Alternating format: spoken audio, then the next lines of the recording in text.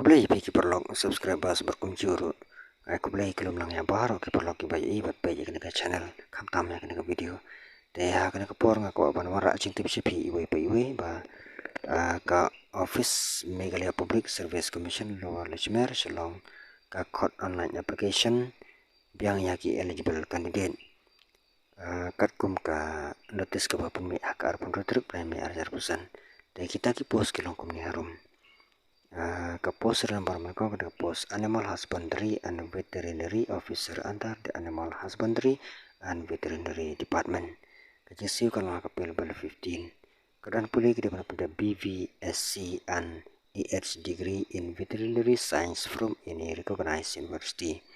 Kepada she must possess recognized veterinary qualification included in the first or second schedule to the Indian Veterinary Council Act 1984 and registered with the State Veterinary Council of India as laid down in the Schedule 2A.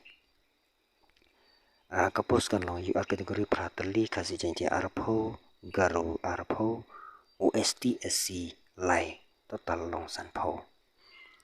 Kapus nomor paar kapus computer programmer in the Planning, Investment, Promotion and Sustainable Development Department. Kajisi kalau KP level 15 kaniru. Di kedan pulih di pendap E. KP E kalau ba kedan pulih kini ban pendap ke BE lani BTech in Computer Science lani Electronics and Communication or B Master Degree in Computer Engineering lani IT lani Computer Application. Di candidate kita apply kini ke post kita ban nang ya ka ten khasi jantia bat garo kane ka dena ba choka UR kategori.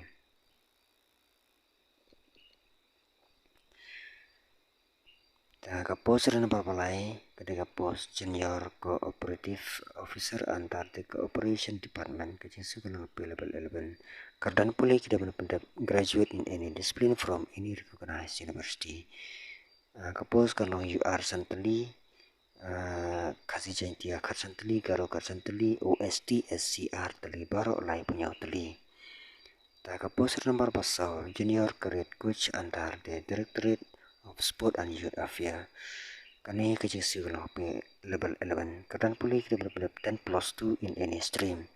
Candidate awarded third dan black belt holder and above organized by the Career Association of India will be treated at par with the diploma in sport coaching in the concerned discipline. Gitu kipala lek yakni ki sport kin tip khamba hak bete berkene kipala eligible kila man apply. Kapos kerlong khasi jantia kawe garo kawe baro artali. Then kapos nomor basan ketika post Junior Badminton Coach antar the Directorate of Youth and of Sport and Youth Affairs. Kajisi kalau KP level 11 keneru. Karena pilih pendap 10+2 in any stream with diploma in sport coaching from NSNIS, Pashala or IT subsidiary regional institute or LNIPE or any other government recognized institute in the concerned discipline. Te kani tangkuin nam tajong gigaro. Teka post nomor bandreu ke post tino grapher grade 3 in the Directorate of Tourism. Kajisi nam takani kalau HKP level 8. Kedan pulih kita pada graduate in any discipline from any recognized university with minimum speed of 80 words per minute WPM in shorthand. Kani takuin nam tajong ikasi jantia.